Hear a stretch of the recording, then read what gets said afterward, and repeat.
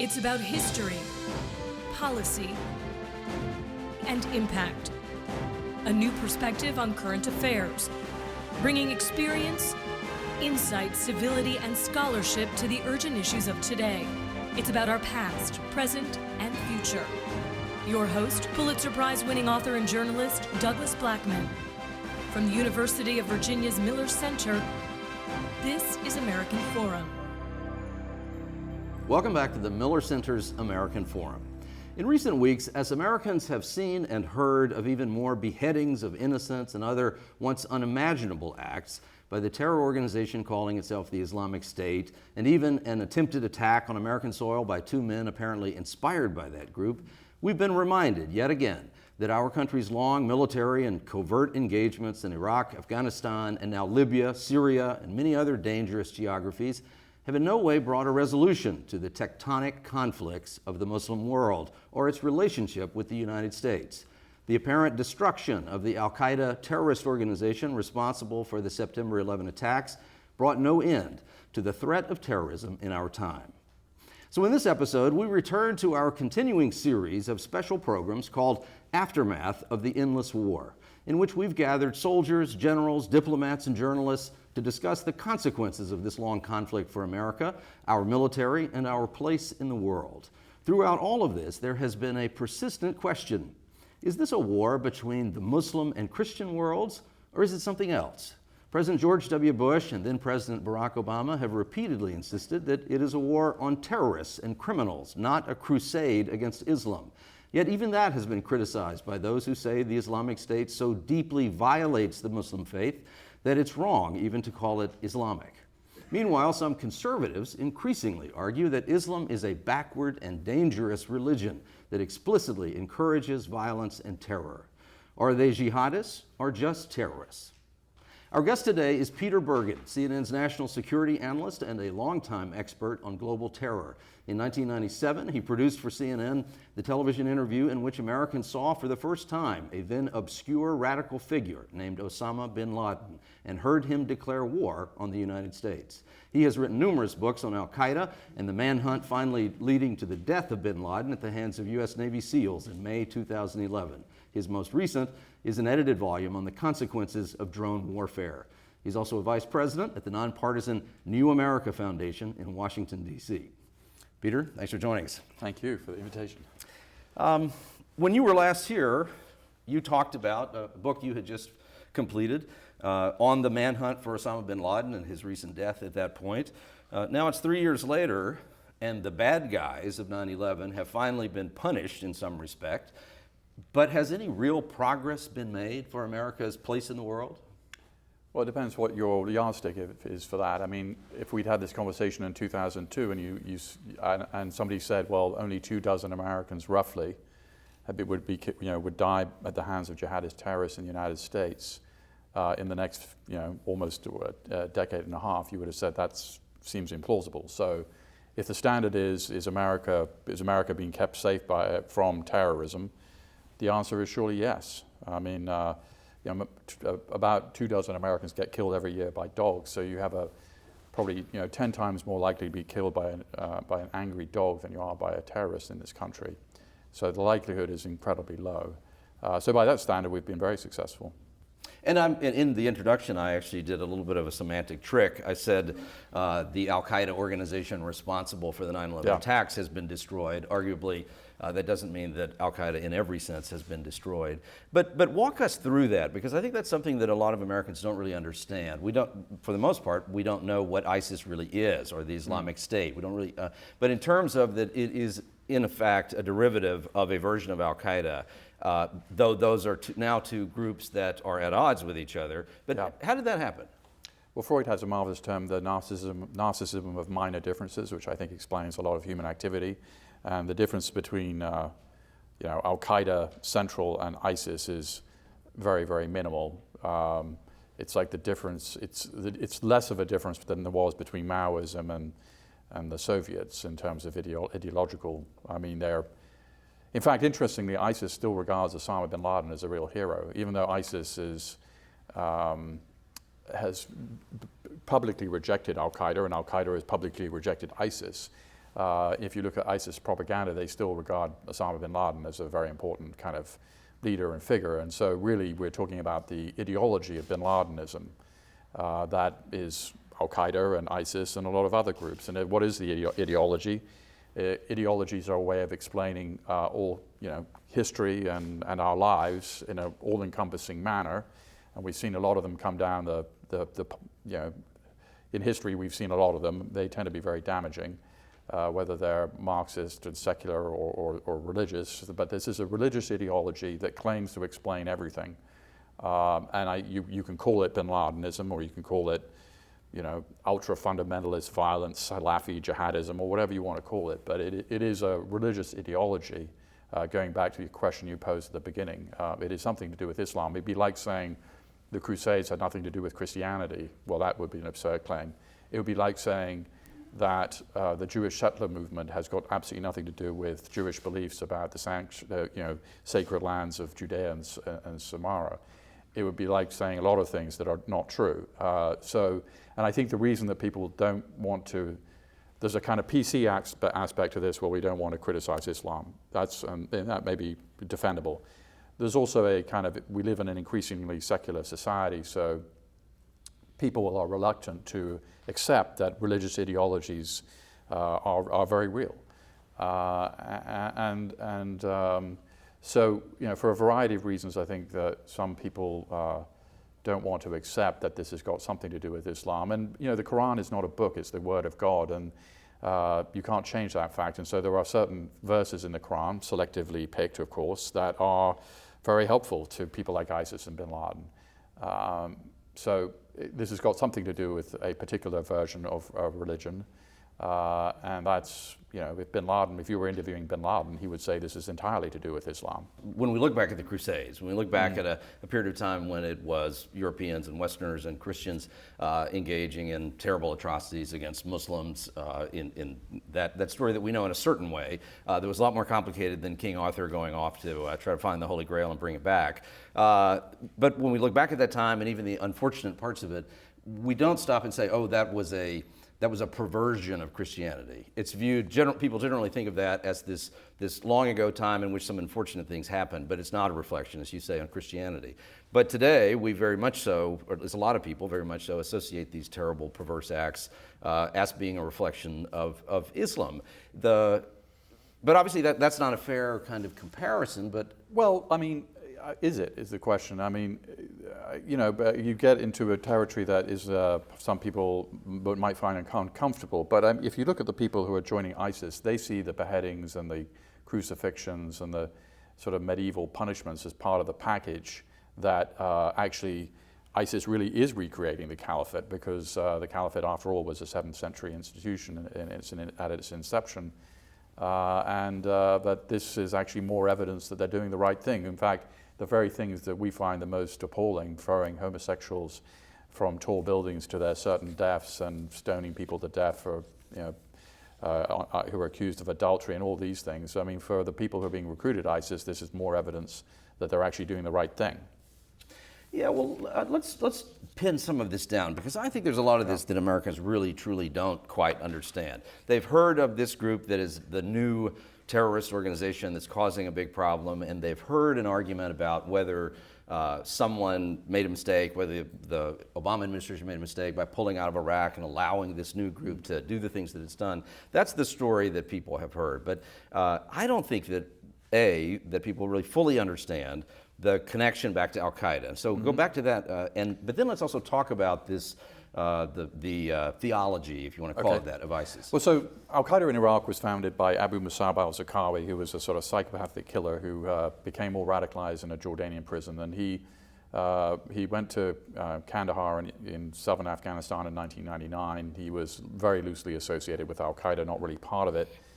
When the Iraq War was when it was obvious it was beginning to happen, he moved to Kurdistan in northern Iraq in preparation to kind of create a jihadist group that would oppose the American invasion. And he had, there was no, Saddam Hussein had absolutely no links with al-Qaeda. One of his generals may have met somebody within al-Qaeda once, but it was more about trying to suss out who these people were. And so al-Qaeda established itself in Iraq before as the American invasion was happening, and it was a small group, but it came to real prominence when it blew up the UN building in Baghdad in early 2005, killing Sergio de Mello, basically forcing a lot of Western institutions left after that because it became too dangerous. And then, of course, it provoked the civil war. There was already a civil war, but they blew up the mosque at Samarra, which is the most holy place in Shia Islam, with the absolute intent of creating a religious civil war in Iraq, which of course it did. And Abu Musab al-Zarqawi was killed by an American Joint Special Operations operation in 2006, but he had created al-Qaeda in Iraq. ISIS is birthed from al-Qaeda in Iraq, and has also benefited from former Baathists who have military experience, who are basically running the show militarily. And then over time, though, as the Islamic State or ISIS began to perform acts that were viewed as beyond the pale, even by some other Muslim activists like Zarqawi, right? But that eventually al-Qaeda in Iraq disavows and ISIS, Islamic State, becomes a breakoff. Well, al-Qaeda Central disavows ISIS, and confusingly, there is an al-Qaeda affiliate in Syria called the Nusra Front, which is, Syria is now controlled by three entities: the Assad government, the Nusra Front, which is an al-Qaeda affiliate, and ISIS. And the Nusra Front gets less attention than ISIS, but it's very philosophically very similar. And they've had great battlefield success. The people who have been marginalized are the moderate Syrian groups. They don't exist in Syria in any real degree now. So the country is, and I think our de facto position has been the maintenance of Assad in power, even though people don't want to say that, because of the three options, ISIS, Nusra Front, the al-Qaeda affiliate, or Assad, for our purposes, the United States, Assad is the least unpalatable of those three. And in terms of the religious footings of ISIS, fundamentally, I mean, there's much more to it than this, but it's a version of, it's an interpretation of Islam. I think we can safely say that. But it also is very much built around this one particular prophecy by the Muhammad that a great battle would come between the army of Rome, as imagined at the time, and the armies of the Caliphate, and that at this showdown at the city of Dabiq, that would be the point at which the Caliphate would prevail over these armies. I don't know the numbers of Americans who believe we are living in the end of times, but it's surprisingly high, right? So, Chris, so this view about we living in the end of times is a not uncommon view amongst Muslims, and ISIS is really playing on that. So they have this sort of English language in-flight magazine that they've been publishing for a while on the internet called Dabiq, and Dabiq is a town in Syria that ISIS now controls. And as you mentioned, Doug, the Prophet Muhammad is supposed to have said that the final confrontation between Rome and Islam would happen at Dabiq. And so for these guys, they have this apocalyptic view that the end of time, in fact, they say that the end of times is likely to happen in 2020.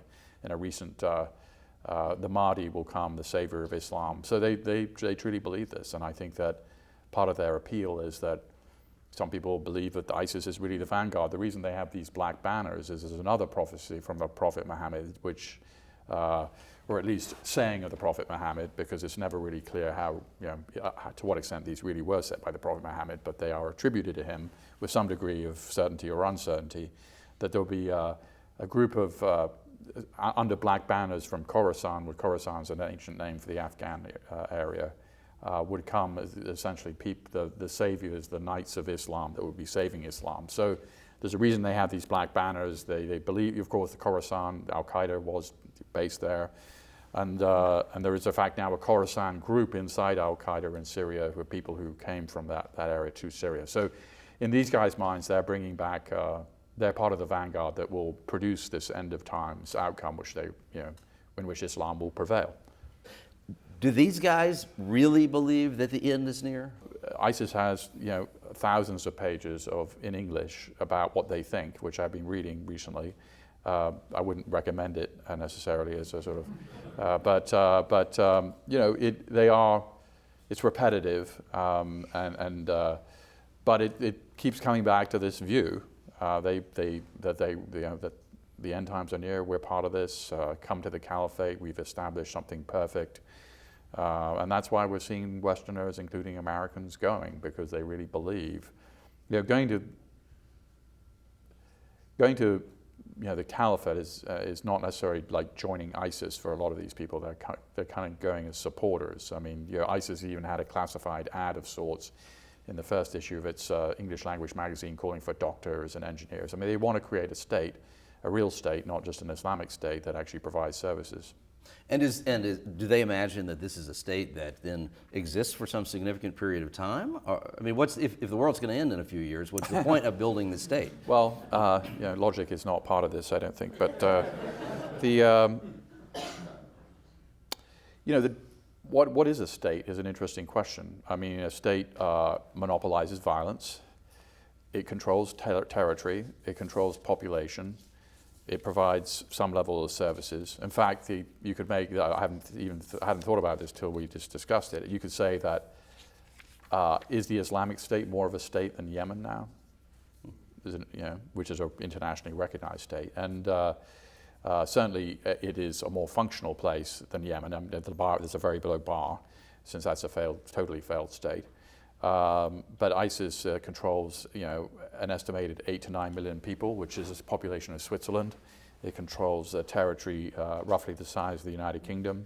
So its pretensions to be a state are not completely absurd. And it has control of oil production capacity that allows it to finance itself, other than just by having patrons and another. And it's taxing people. They do have some resources, and the thing about running an insert, they're paying people. So, one of the attractions in their literature is, we'll give you free if you come and join us, you won't pay for anything, no taxes. If you come and join us, we will tax other people. But it is a group that is delivering some very basic governance, and I think that it can survive for a long time if it does two things. If it behaves like Stalin and provides some level of social services, that's a pretty, I think that's a long-term project that works pretty well. I mean, obviously they're taking huge hits from the US-led airstrikes, but it may be a wash because they're getting about 1,000 recruits a month, or they were until recently. We're probably killing about 1,000 of them a month. They are losing territory in some places, but then they're gaining territory in other places. It's fascinating to me that on the one hand, to the credit of a lot of American leaders and American society to some degree, to the credit of President Bush immediately after 9/11, the very next day, I believe, he was making statements about that we're gonna retaliate here, but this is not going to be a war on Islam. And President Obama has repeated those things over and over again. And then strangely, to my ears, maybe I'm naive, but strangely to my ears, there now are both criticisms of one, that's too soft, that these from the right, the criticism is you should be calling these people fundamentalist Islamic terrorists. But there's also a criticism from another advocacy end that says it's wrong even to make a vague association between Islam and ISIS. That's actually still being prejudiced toward Islam somehow. But it sorts out this three-way. Well, describing things properly is the first step to knowing how to deal with them. So if we don't accept that this has got something to do with Islam, I mean, let's do the thought experiment where this was I don't know, if this was a Marxist group and they're espousing Marxist ideology, one way to undercut them would be to take them on the basis of Marxism as a methodology that hasn't proved particularly useful for the human condition. So if this is really, I mean, I think the way to deal with these guys, other than airstrikes, is to undercut their ideology, and their ideology is religious. And if you don't accept that, how are you going to undercut it? And the people who are best suited to undercut their religious claims are people who have some knowledge of Islam. I'm not saying that's the U.S. government or anybody, probably in this room, because we don't know how, and it shouldn't be the U.S. government, because there's a kiss of death problem, which is the U.S. government doesn't have a lot of credibility, and with the fence sitters who might be interested in joining this group, and secondarily, the lack of knowledge. But there are two forms of ways of dealing with ISIS. One is to say, look, Islam essentially doesn't condone a lot of the things you're doing, and say, having the scripture to back that up, which obviously exists. But another thing is for the U.S. government is to just say, this is a group that defends Muslims, that says it's defending Islam, but its victims are overwhelmingly Muslim. You don't have to be an expert in Islam to say that. It's just a factual statement. And we should just, negative advertising works in American politics and is used because it works. So one of the lessons of that, I think, is to use kind of negative advertising against ISIS and keep hammering on this theme of that they have overwhelmingly killed Muslims.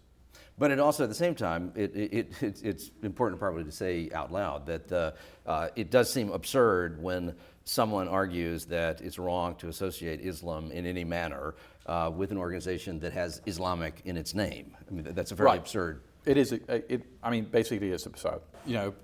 Mormonism is often regarded as a heretical version of Christianity. I mean, so heresies are, just to say it's a heresy doesn't necessarily say it's got absolutely nothing to do with the fundamental religion that it's attached to. Yeah, you can't make it be forbidden to acknowledge these connections, even if it's ultimately heretical or apostasy of some sort, which is another part of this does seem to be one of the core issues for the Muslim world, that this inability to tolerate heretics or apostates, that seems to be a big part of what the internal argument inside that part of the world is. Well, apostasy is the gravest crime in Islam. It's and one of the reasons Assad is the perfect villain in all this is that he's a secular dictator, which makes him an apostate from Islam. So he's also an Alawite, which is regarded as a very heretical form of of Shiism from the Sunni perspective. So he's also, he's inflicted a totalitarian war on his population, which is, it's one of the worst wars we've had, arguably since World War II. If you saw the footage of Kobani yesterday from the drone, it looked like Dresden. And this gets to another issue which we haven't really discussed, which is, there's a religious aspect to it because there's a sectarian civil war going on here. And it's a sectarian civil war that's regional, and Assad is just one of the, it's going on in Syria, it's going on in Iraq, it's going on in Yemen now, and it is to some degree going on in Lebanon, and it's fueled also by two big states in that region, which is Iran and Saudi Arabia, and this has obviously something to do with religion. And to pretend you can't pretend otherwise. I mean, it would be like saying the wars of religion that led to the Treaty of Westphalia had nothing to do with Christian disputes about the nature of the Trinity and Jesus and all these other things, which it's hard, and I think that goes back to this question of living in an increasingly secularized society. And people would kill each other in the 3rd or 4th century in the Christian world for incredibly arcane points of Christian doctrine that I can't even describe to you, even though I grew up Catholic. About the nature of the Trinity, but and many people would die as a result of these disputes. So this is what is happening and the bigger question here is ISIS is a symptom of a much larger problem, which is ISIS is not causing this conflict. ISIS is the outgrowth of this conflict. And if ISIS disappeared tomorrow, there'd be something else, because I think that the toothpaste cannot be put back into this particular tube now. The regional sectarian civil war that is going on is likely to go on for my professional career.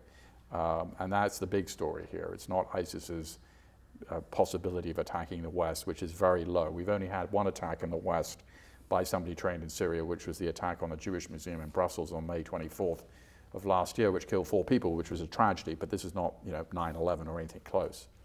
Yeah, and even this attack that happened in Garland, or this attempted attack in Garland, Texas, very recently, where there was a claim by ISIS and perhaps some evidence of some inspiration for these two attackers, who fortunately and amazingly were stopped in their tracks by a traffic cop. That's an amazing story. But yes, that even there, the connection between that incident and the actual Islamic State or anything like it is quite tenuous, it seems. Well, it raises a very interesting question, because is it tenuous or is it not tenuous? Because so what we know so far is this guy, he tweeted that he was part of the Islamic State effectively before he did the attack. He was also in touch with a British ISIS supporter on Twitter. Now, they never met, but there was some discussion. So at what point does those, and I agree, this was not an ISIS-directed attack, and they've opportunistically said it was theirs. But in a world where you can direct message on Twitter with somebody who's a member of ISIS, which a number of people in this country are doing, to what extent is that some form of, even though you don't meet physically and never will, that's a little bit different than just having no connection at all. Yeah, sure, and certainly that's the thing that a lot of people have been most fearful of, that the future would bring. These kind of wildcat operators inspired by each other, and that is what the future is going to bring. But there's a good news aspect of that, which is these people that we saw in Garland, Texas. I mean, they killed themselves essentially. They didn't kill anybody else.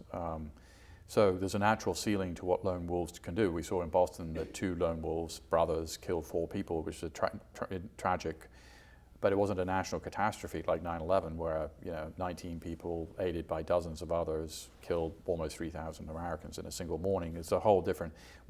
Our defenses are so. On 9/11, there were 16 people on the no-fly list. Now there are 40,000. On 9/11, the FBI and the CIA didn't talk to each other essentially. Now they're very well integrated. On 9/11, there were 33 joint terrorism task forces around the country. Now there are 104. On 9/11, there was no DHS, there was no TSA, there was no National Counterterrorism Center. There's a huge, and we were spending, we've taken a giant hammer to this problem, and we have basically, and you can't say this politically. You won't hear Jeb Bush or Hillary Clinton saying this. You can hear some of this in President Obama's second term, saying we need to kind of scope this problem and sort of admit that it's not sort of an existential, but politically it's very hard. Look at Benghazi, where the political costs of 4 people dying in an American consulate, which was in a very dangerous country and undefended, have been enormous. So you won't hear politicians saying, hey, we've managed the problem, because the political cost of something that can even be remotely tied to ISIS, like Garland, Texas or something, is very high. But the fact is we've managed the problem. And even more so, the passengers of a plane are never going to allow anybody to take over. Well, this is a very important again. point. So the biggest thing, I mentioned this laundry list of things that have changed. The biggest thing that's changed is public knowledge, because if you think about the no-fly list, and there's 1 million people on the tied list, which is people who may be somehow associated with terrorism. So if you add to that public knowledge that this is a problem, it's a huge force multiplier. So for instance, who disabled the passengers on the plane over Detroit on Christmas Day 2009. It's like there's a guy on the plane whose smoke is pouring out of his crotch. This is not a normal thing on an international flight, and the plane, the passengers and the crew disabled him before he could. But so public knowledge is a huge force multiplier. So we have layered defenses. It is very hard. Even let's say let's say somebody is inspired by ISIS. Well, they have to get a gun. Well, that's easy in this country. But then they have to select a target, and then they have to be very careful about their communications. And a lot of these guys are not that careful with their communications. We've seen a lot of arrests of people who have fermented, and there is a whole range of government informants. So, and not all of this is defensible. I think some of it is overkill. We're in a strange situation where occasionally the FBI will entrap people with mental problems, and they know that, into trying to do something, which I think is, it's sort of unconscionable, I think.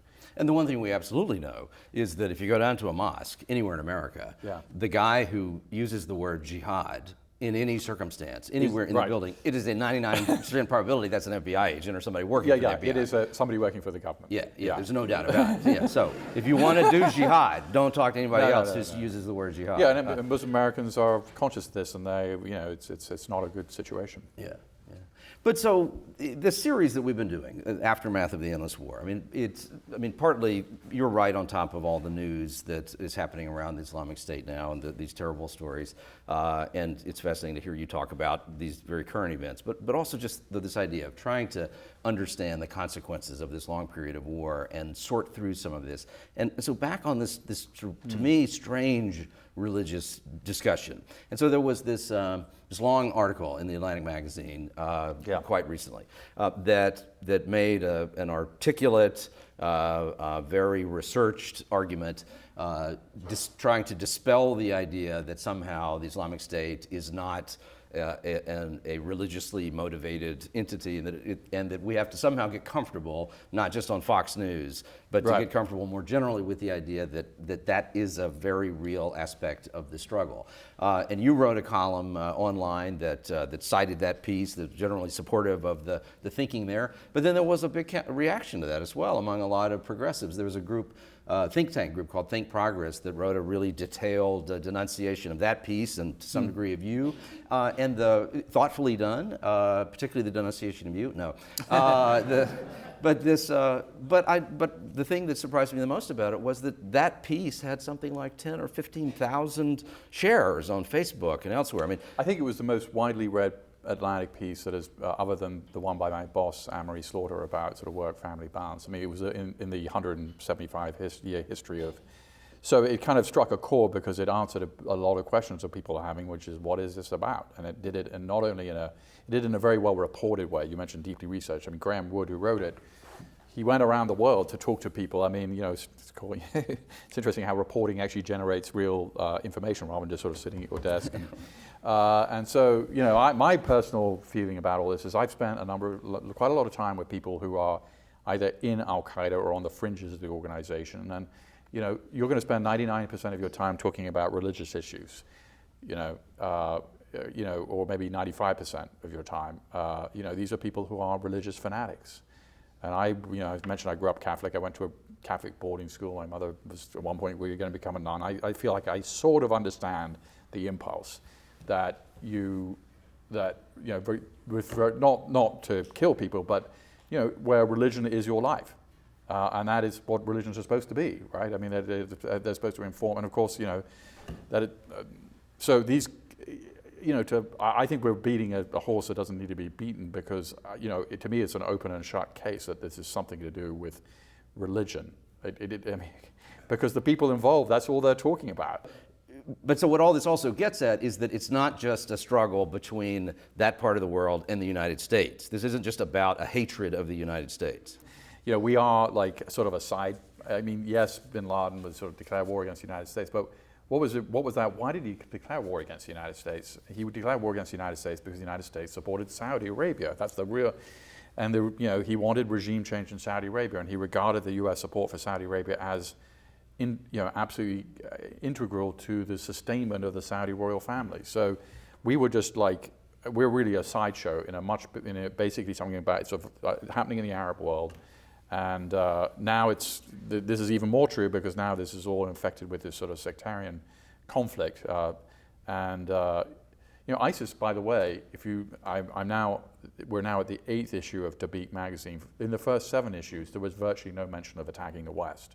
It was all about coming to the perfect Islamic caliphate. So ISIS is even less preoccupied, really, much less preoccupied with the United States than al-Qaeda was, which is not to say that they won't try and foment something or try and encourage lone wolves, but their main thing is, we've created this perfect Islamic state, come to it and help us.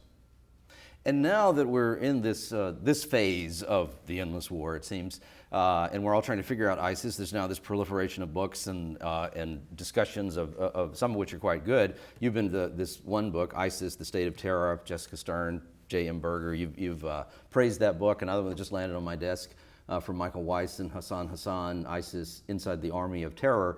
This book in particular essentially makes the argument that ISIS is a cult, that's the way to make sense of them, that it is a religiously oriented cult that's more akin to a cult with heavy weapons. I mean, I think they're a cult-like. I'm writing a new book about Americans who joined the jihad, and as I was writing it, I was interested in this question of there is a cult-like aspect to Americans who joined the jihad. I mean, and you or anybody who's getting kind of drawn into this, and this is bigger than just ISIS. Okay, so you only associate with people who precisely share your views. You usually cut off links with your family, because even if they're Muslim themselves, they don't share these views. You change the way you dress. You start dressing in a very particular fashion. You do a lot of you also change the way you might decorate your house, and a whole slew. So to me, it seemed like cult-like behavior. And I emailed Larry Wright, who's a friend of mine who wrote this great book on Scientology and just said, what do you think? I mean, and obviously Scientologists are not people who join ISIS, but there are very similar types of activities where you cut yourself off from your family, society, you only associate with people who share your views to the letter, you change the way you dress, and it's all encompassing. So yes, I think a cult is a good way to look at it, except that this is also a cult with thousands of people under arms and heavy weapons and armored vehicles, and has a state attached to it. So how many cults in history suddenly turn themselves into states? It's an interesting question. And in terms of these Westerners who are going to try to become a part of this, that's another one of these areas where I've had my skepticism meter has triggered a number of times because we hear these enormous numbers suggesting many thousands, but we don't see many thousands of dead Americans on the battlefield. Okay, actually, I think the numbers. I mean, I'll tell you what the numbers are. I mean, the numbers are kosher. I mean, in a sense, they are. 700 Brits, 300 have returned. These are numbers. I mean, every Western government is all over this problem. This is one of the reasons that it's going to be less of a problem than it might appear, because the big difference between the Afghan war, where we had no idea about the people who were going there and what they were going to do later, is that now we're all over this problem. Every Western government thinks this is their main national security problem. The Brits, the French, the Dutch, the Danish. You choose your government. And they have very precise numbers, and I'm not at all skeptical. And so the total number of Westerners is about 3,400 who've gone. Now, for most of them, it's a one-way ticket. A lot of them die there. Half the people, we've done started looking at the name foreign fighters. Most of them are Western because the Arab names are not reported very well usually. And half of them are dead. So, I mean, there is a... And ISIS doesn't want them to come back and do things here. ISIS has not... No, that's exactly right. Yeah. And there have been some other numbers thrown around at times, like 11,000 fighters and much larger numbers. The total number is 20,000 foreign fighters, but most of those are coming from the Arab world or other parts. Yeah, so the vast majority of these folks are, by one means or another, have some sort of connection back into this geographic conflict in some way. I mean, they may have ended up in another country, but there's... Yeah, so the numbers are 20,000 foreign fighters, 3,500 roughly from the West. Yeah. And from the United States, we at the foundation I work at, New America, we calculate there have been 62 Americans who have either joined or tried to join or supported others who have joined militant groups, so 62. Yeah, which is a lot fewer than the number of Ku Klux Klansmen who are around these days as well, I suspect. Well, it's an interesting question. Yeah, I think they're probably more, but it makes the point either way. Whatever the answer is, I think the point is the same. When the Islamic State first registered on the radar screen, President Obama famously said, "This is the JV team, the junior varsity team," and appeared to be dismissive. Was the U.S. government actually dismissive, and if so, how did that happen? I mean, I kind of shared President Obama's. I shared the view. I thought when bin Laden died that this was going to be the end of it, or at least like this was, al-Qaeda Central was on the ropes. Bin Laden's death with this huge punctuation mark that, that the endless war that you described would kind of peter out with the death of bin Laden, but that didn't happen. And the reason I was sort of scared, some skepticism about, there were a lot of people who were pushing the narrative that al-Qaeda was very much still alive, were people who also pushed the narrative that Saddam and al-Qaeda were aligned and Saddam was a real threat. So I thought it was more of a kind of particular political point of view rather than, and I was wrong. I mean, the facts, I mean, but also it wasn't clear even to ISIS itself that it was going to take Mosul, and they had no idea they were going to do so well. On the other hand, there were people in the U.S. government who were saying this thing is really, they were sort of marginalized. They were, a lot, I think people in the DIA, Defense Intelligence Agency, and others was saying this is more of a problem than you think. Do you think that that's partly whatever the miscalculation was? Obviously, there was some miscalculation. Whether it's a defensible one or not is different. But is this partly because we've entered into this period of time in American political life and political discourse where this is territory that is open for political playmaking by all sides. Sure. And whatever the president does, there is sort of no let's band together and give somebody some room in which to operate to deal with these serious problems. Instead, it's a day-by-day argument over every step of every... Yeah, I mean, I think it's part of that. And I think I think that the political costs of saying the truth about these issues can be very high, which is why, President Obama, when he said, the main problem is lone wolves attacks in the United States and, attacks on our overseas facilities, he tried to scope the problem at a speech at National Defense University. But I just think politically it's very hard for people who aren't second-term presidents to make those arguments. You're not going to hear people saying, hey, we're spending $80 billion a year on our intelligence. And I mean, one part of the budget we don't hear about to reducing is anything to do with counterterrorism or intelligence, right? That's just a third rail. So, and also the American public is partly responsible for this because we've made it clear that we have zero tolerance for any kind of terrorist attack. If you go back to the 1970s, I'm presuming many of the people in this room were alive at that time. There was, I've just been researching the terrorist attacks that were happening in the United States. I mean, if they were happening today, we would be freaking out because, the Puerto Rican nationalists did 85 bombings in the United States. The in the Weathermen, 70s. yeah. The Weathermen did 24 at least, maybe 45. The Black Panthers did, dozens. There was, hijacking was a very routine phenomenon. There were 100 hijackings in the United States at that time. There were 260 around the world. I mean, hijacking is almost completely died out, except on 9/11. So the point is that there's, by historical standards, actually terrorism is very low now, by American historical standards. Of course, that's a fact, but it would be very hard to say politically. So I don't, we've got ourselves in a huge tizzy about these things. And by the way, the United States managed to survive the Civil War, Nazism, and the Cold War, where mutually assured destruction was a strong possibility. And those were existential problems. These are very minor problems. And you mentioned the Civil War. The United States survived the Civil War. One could argue that we should let this Civil War unfold, that rather than that we should just back away. We took 600,000 casualties to sort out our issues, or at least partly sort them out, 150 years ago.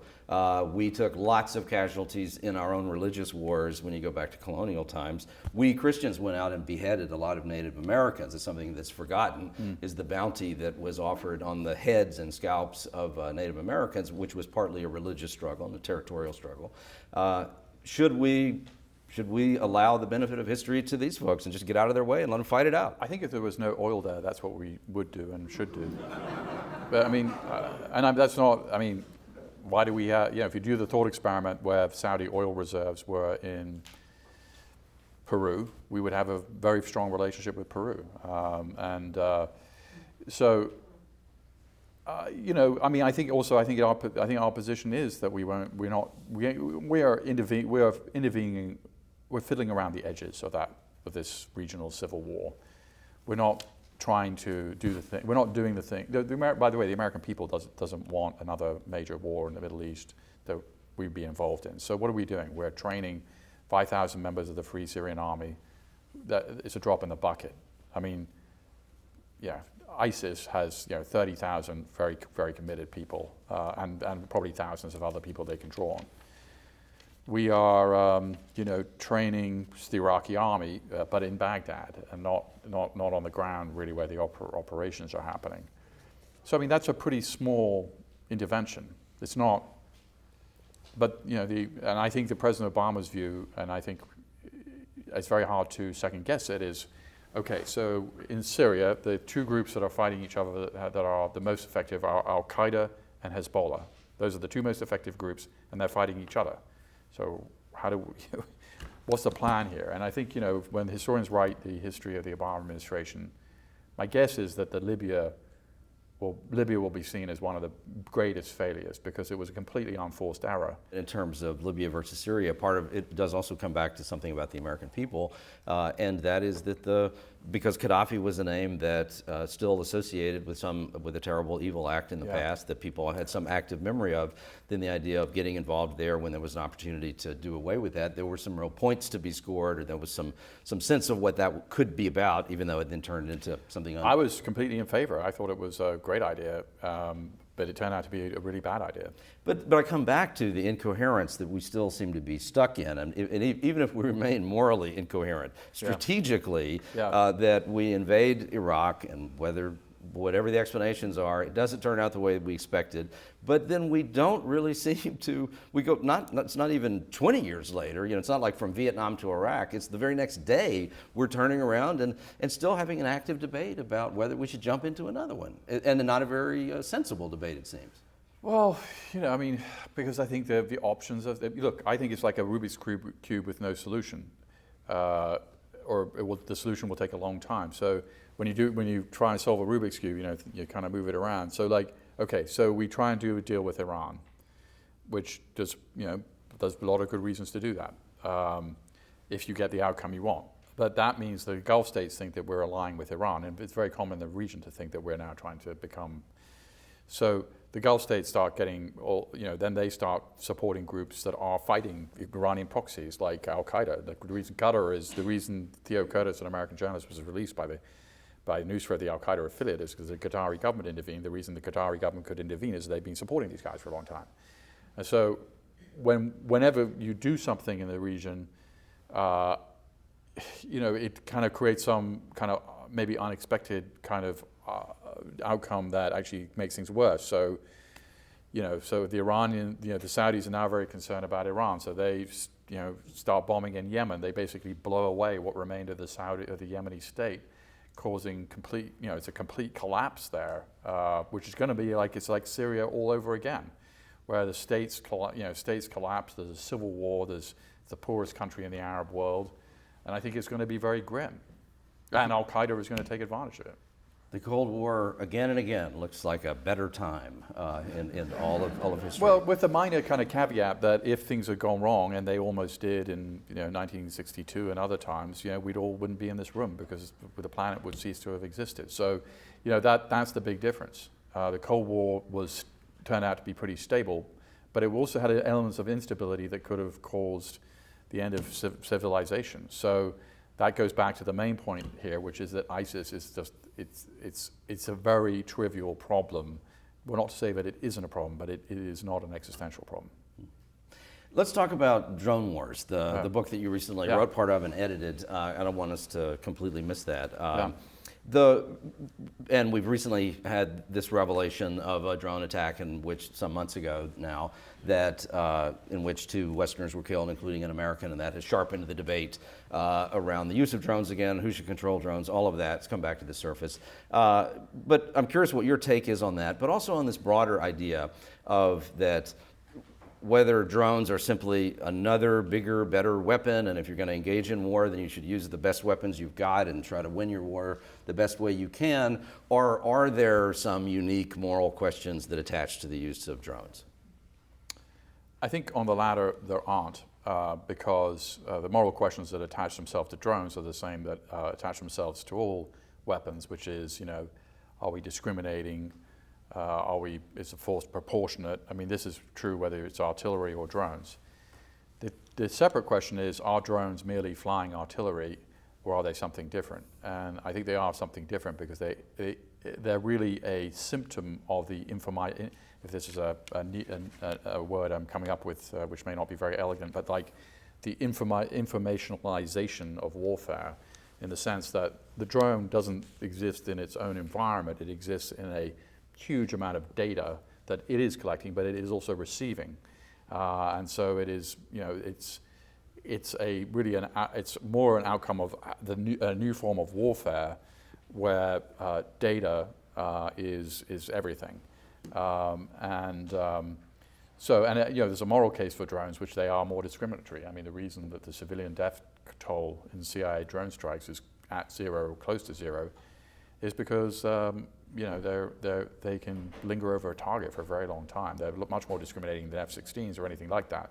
And certainly we're going to see, as we did in Iraq so vividly and horribly, in the use of IEDs, these improvised explosive devices, that whatever, even the low-level technology that is widely available, there will be very creative minds that find crude but probably highly effective and terrible ways to use them. Right, I think, personal, you could imagine a very nasty divorce being sort of settled with a drone, an armed drone at a certain point. I mean, not next year, but certainly, in our lifetimes, these are going to proliferate as weapons that fairly ordinary people can use.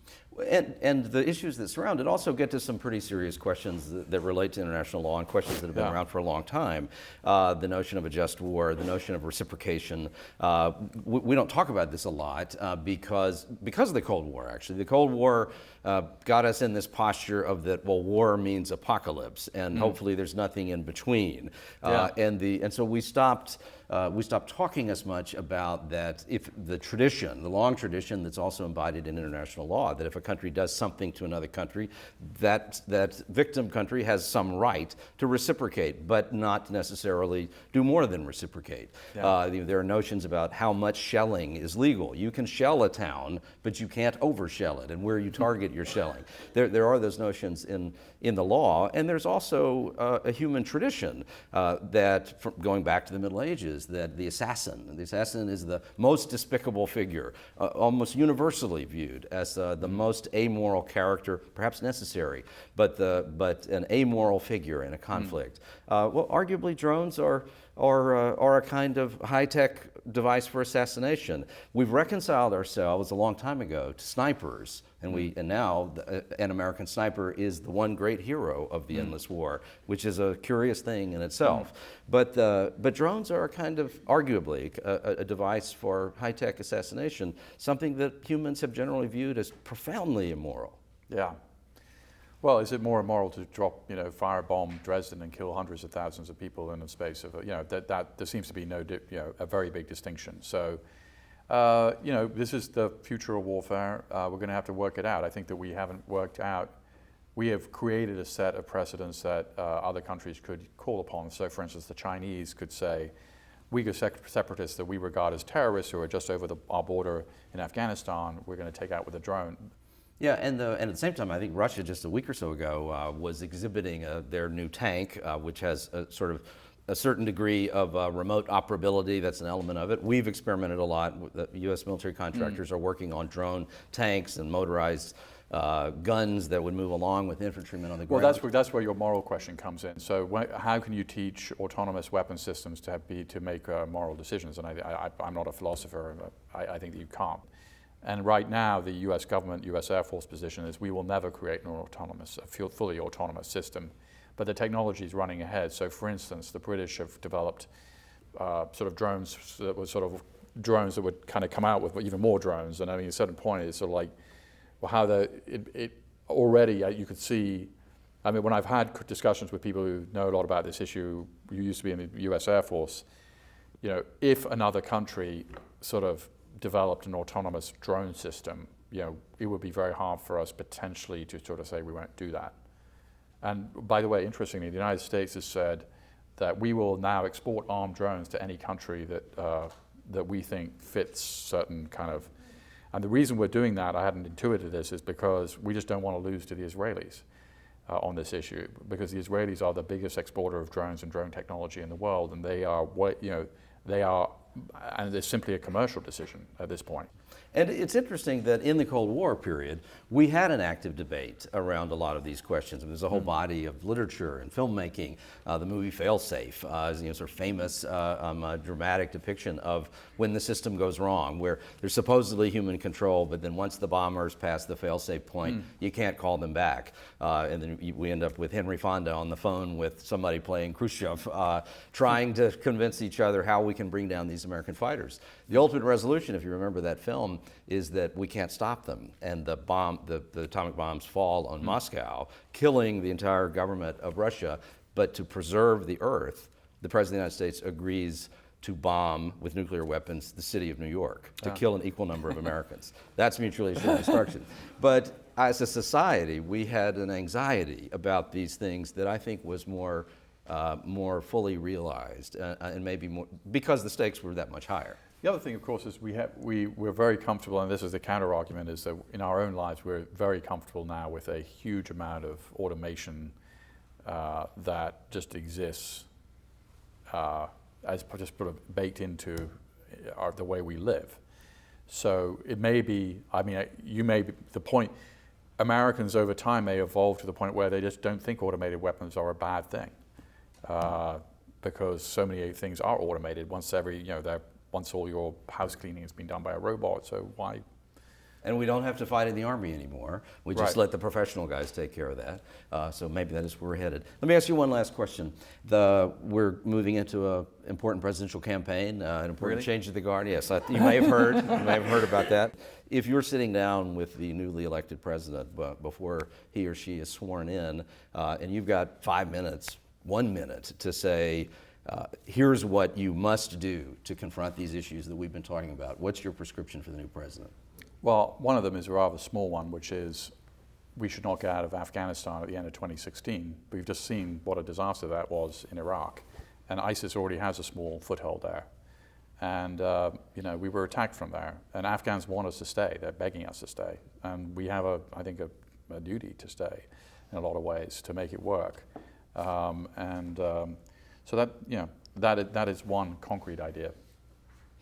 Peter Bergen, security analyst for CNN, thank you for being here. Thank you. The book is, the most recent one is Drone Wars. To learn more about Peter Bergen and his book, to send us a comment, to download a podcast of this and other episodes, or to read a transcript, visit us at millercenter.org, where American Forum is available 24 hours a day, 7 days a week. I'm Doug Blackman. See you next time.